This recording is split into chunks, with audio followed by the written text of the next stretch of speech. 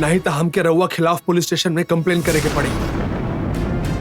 रउआ खुद बताई ना कि हम पुलिस के बोली पूछताछ करे खातिर। रउआ काहे कुछ ना बोला तनी। आखिर तू चाहत का बड़ा, तोरा आखिर का चाही? मतलब रउआ पार्वतीपुरम ना गईले रहने का? गैल रहनी। गंगा के पार्वतीपुरम हम ही भेजले रहनी। पहले देवसेना लापता हो गए तब पार्वती ही जिम्मेदार भी ऐसा तारा लागल। गंगा के हाथ से वन देवी के पूजा करे के बाद ए तरह स्वामी जी बतौले रहले। एकरा से पहले स्वामी जी गंगा के हाथ योगिनी पूजा करौले रहले, तब गंगा ही आखिरी पूजा करत दिया ऐसा तू कहले रहला। तोहरा पास आके अगर हम ई बारे में बोलती तो तू राजी ना होता। यही से तोहरा से छिपाकर गंगा के वन देवी भेज के पूजा करे खातिर कहले रहनी। तू गंगा के देख लेता था, ई पूजा भी तू ना होके देता। यही खातिर हम फोन करके तोहरा के घरे बुला लेहनी। पहले ही हमरा वजह से तू काफी परेशान बाड़ा। तू हमरा पे गुस्सा रहला, एक खातिर हम और गंगा दोनों जना मिलके ही पूजा तोहरा बिना बतावे करे के तय कईनी। रउआ जोन बतावत तनी ता पूजा के बाद गंगा के घर आवे के चाहत रहे, तो गंगा काहे ना आइल?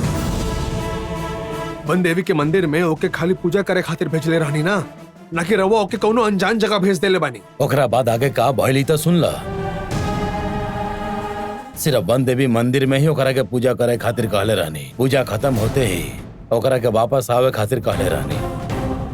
पर गंगा के तू ही सीता के गला में मंगलसूत्र बंधने वाला ये बात ओकरा पता चल गई।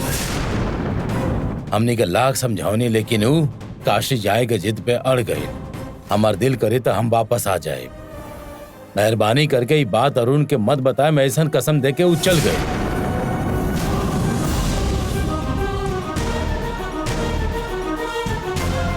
गंगा घर ना आइल बाड़ी, यही से हमके लागल के रउआ जिम्मेदार बानी। एकर खातिर हम भी जिम्मेदार बानी ऐसा हम ना सोचले रहनी। अब ऐसा नौबत आ गई बाकी रउआ के बात पे भरोसा करे के अलावा और कोनो दूसरा ऑप्शन नहीं के हमारे पास। रउआ जोन कहतनी उस सच बात है। हम अभी काशी जाके गंगा के लेके आवतनी। अरे गंगा के ले आवे तू काहे जात पड़ा? गंगा के यहाँ लेके आवे के जिम्मेदारी हमार है। रउआ के ऐसा लागेला था गंगा के जल्द से जल्द एजे लेके आई। अगर गंगा एजे वापस ना आई ता हमारे पास रउआ खिलाफ पुलिस कंप्लेंट करे के अलावा दूसरा कोनो ऑप्शन नहीं खे बची।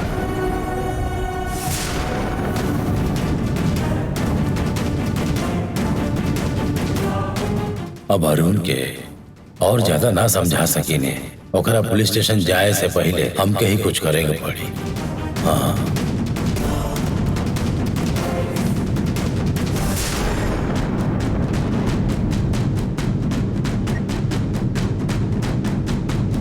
जौन नंबर के आप ट्राई कर रहल बानी ऊ अभी बंद है। थोड़ा देर बाद कोशिश करी। जौन नंबर के आप ट्राई कर रहल बानी ऊ अभी बंद है। थोड़ा देर बाद कोशिश करी।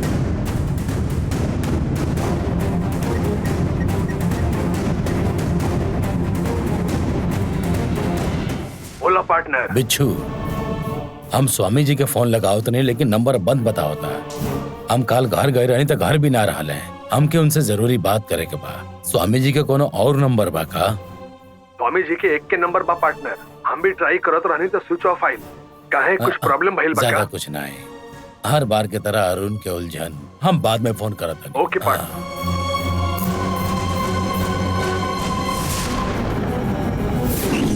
सीता गंगा के नाम से फोन कैले रही।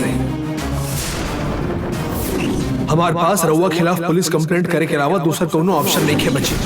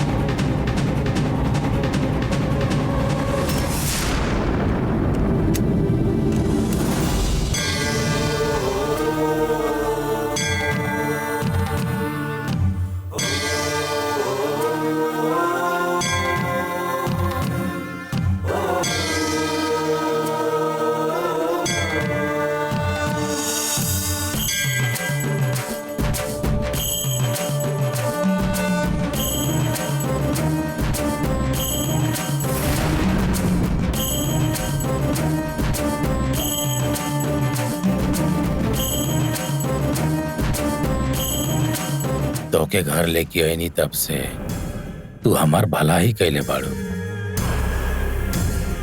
पर नंदिनी बिल से बाहर आयल तब से प्रॉब्लम पे प्रॉब्लम शुरू हो गई। यही खातिर हमार बहू गंगा के जान भी लेवे के पड़ा।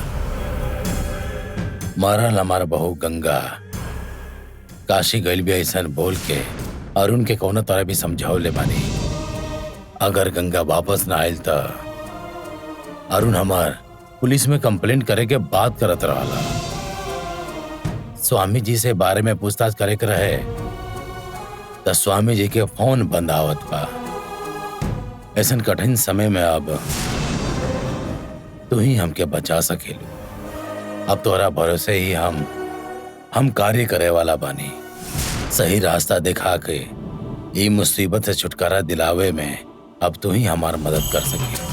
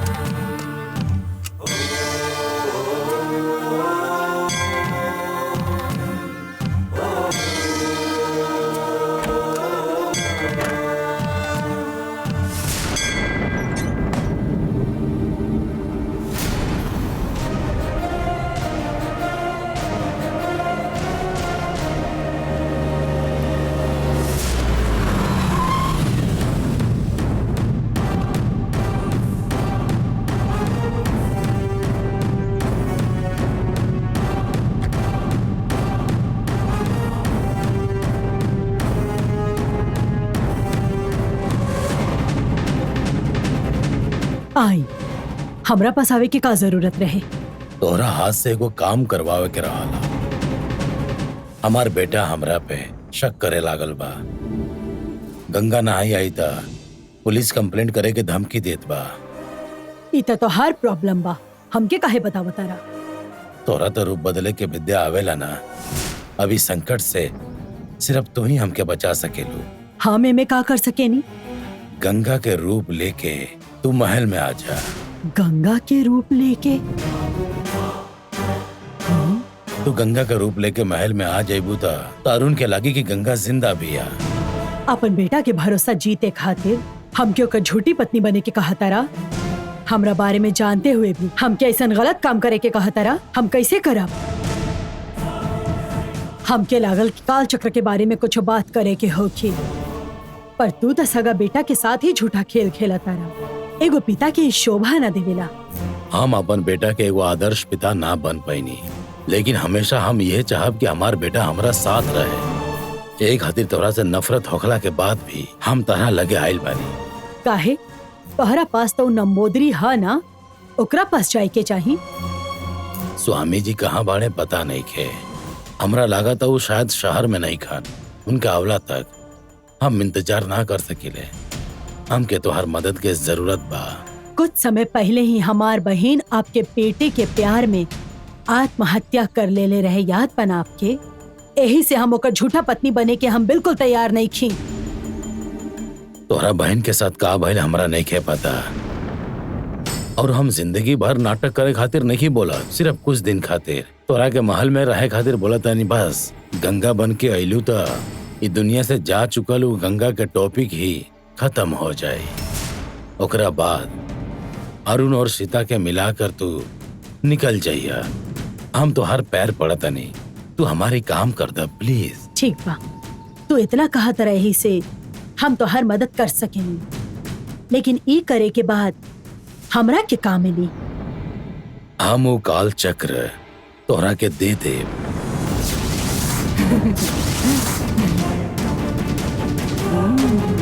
काल चक्र हमरा खातिर भले ही भगवान समान बा, लेकिन काल चक्र और हमार बेटा में से अगर चुने के होके तो हम अपन बेटा के चुनब। हमरा के इस समस्या से छुटकारा दिलौलू ता काल चक्र हंसी खुशी हम तारा के दे दे। तू का सोचत बाड़ू?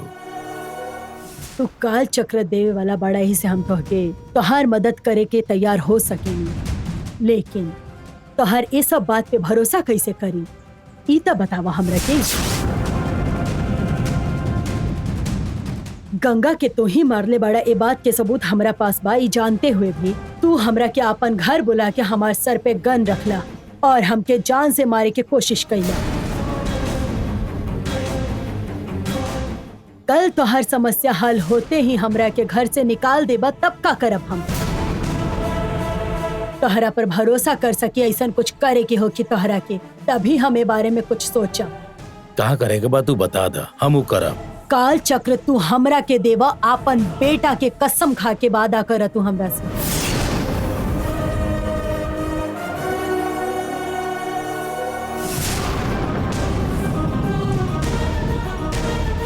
हम क्या अपन बेटा के कसम? तू अपन बेटा के कसम खाता रहा, यही से हम भरोसा कर ले। हम रूप बदले के विद्या इस्तेमाल करे के बता। काल चक्र हमार हाथ में होके के चाहिए। काल चक्र के मदद से ही हम गंगा के रूप धारण कर सकेनी। हमके पता रहा एक खातिर हम वो अपन साथ लेके आयल बनी।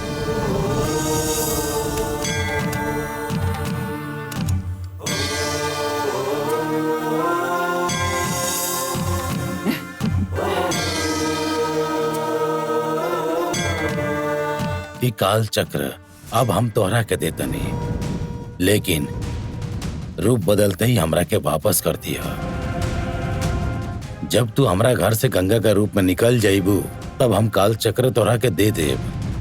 तू अपन बेटा के कसम खैले बड़ा, एकरा मतलब तू हमरा के धोखा ना देबा कबो भी। हम जानेंगे जब तो हर समस्या अच्छे से पूरा तरह हल हो जाए तब तू शराफत से ही काल चक्र हम के दे दिया। ठीक है ला।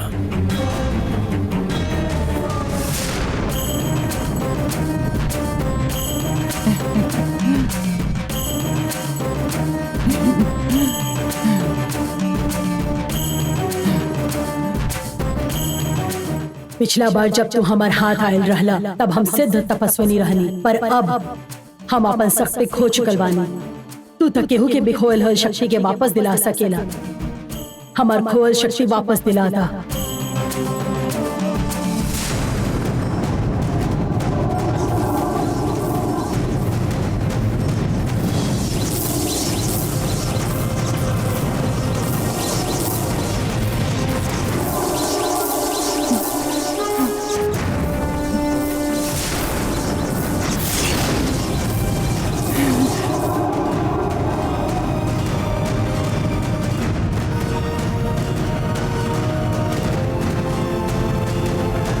प्रपंच रहस्य चंद्र शक्ति प्रिया कानिकमया चैल्य माता प्रसन्ना, तोहार भैरवी के रूप बदले के विद्या प्राप्त करा।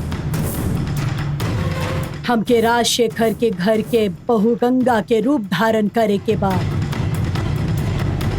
हमके गंगा के रूप में बदल दा।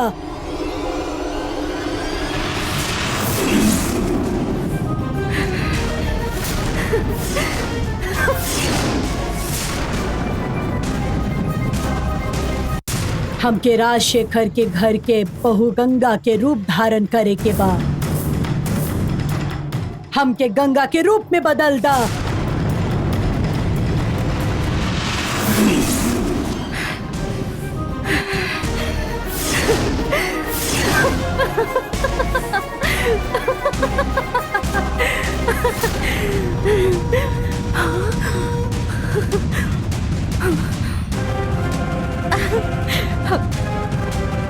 हम गंगा के रूप पा ले बानी तो हर समस्या खत्म हो जाई।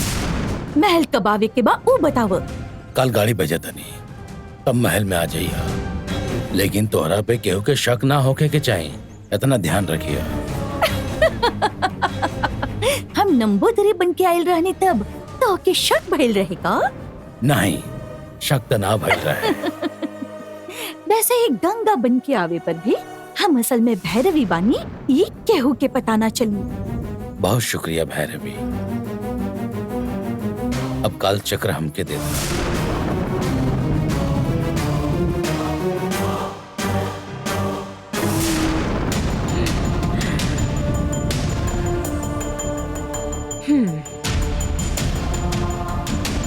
हमके ई वापस देवे की इच्छा ना हो रहल बा। जैसे ही काम हो जाई, तीनों काल चक्र तू हमके दे देव।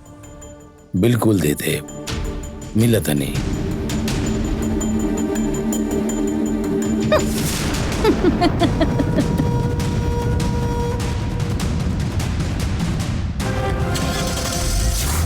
काल चक्र के पीछे हम इतना समय से भागत रहनी, अब काल चक्र खुद हमारे पीछे पीछे भाग के आ रहल बाड़े।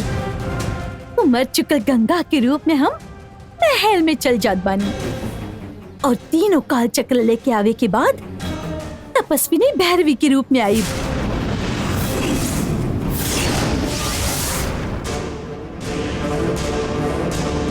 काल चक्र की मदद से आपन रूप बदल के गंगा के रूप में तू महल जात बाड़ू का। हर मदद से वो राजशेखर सबके आंखों में धूल झोंकी। हर ये नाटक के हम ना चले देव।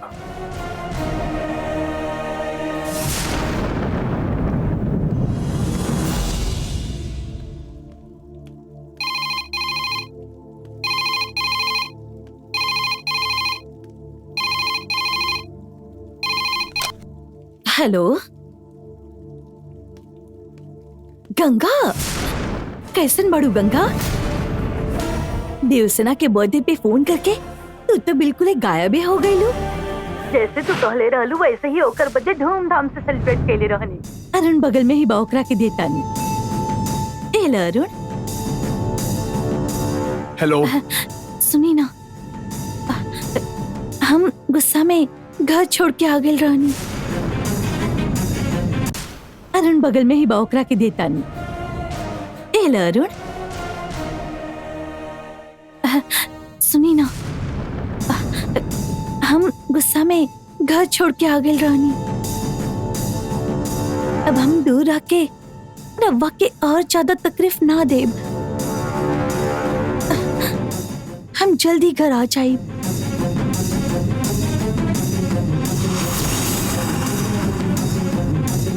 अरुण, गंगा से कही कि फोन पर बात बहुत हो चुकल बा, अब जल्दी से घर आ जा। घर पे सब लोग इंतजार कर रहल बानी, बतावा ना ओकरा के। गंगा, गंगा के नाम से तो हम ही कॉल करत रहना, अब ई फोन के कैले होगी? अरे ए जे रुका तू।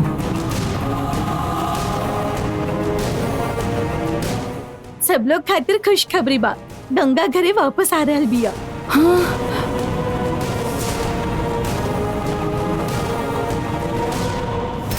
मुसीबत फिर से घर आ रहल बिया। भैरवी ओकर काम शुरू कर देले बिया। अच्छा सुनिए, हम ही बोले जा रहल बानी, रहुआ तो कुछ भी ना बोल रहल बानी। हम रहुआ के बिना बतौले चलाइनी, यही से गुस्सा बानी। अब हम फोन करके बता रहल बानी ना, हम अपन इरादा बदल देले बानी, तो हमके घर ना बुलाइबा।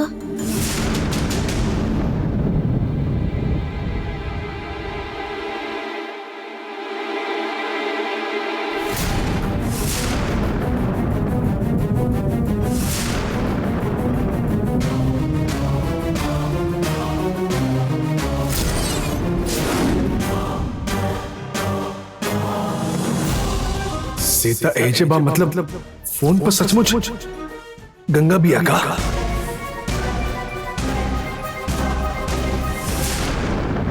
हेलो गंगा,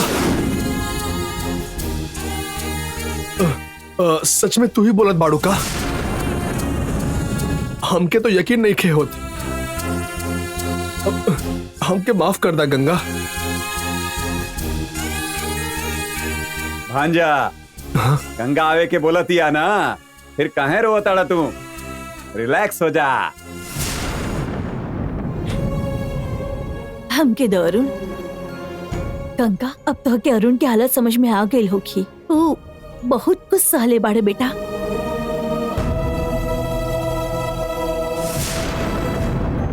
तो हर आवाज सुन के ऐसे कुछ बोलत न बन रहा बा।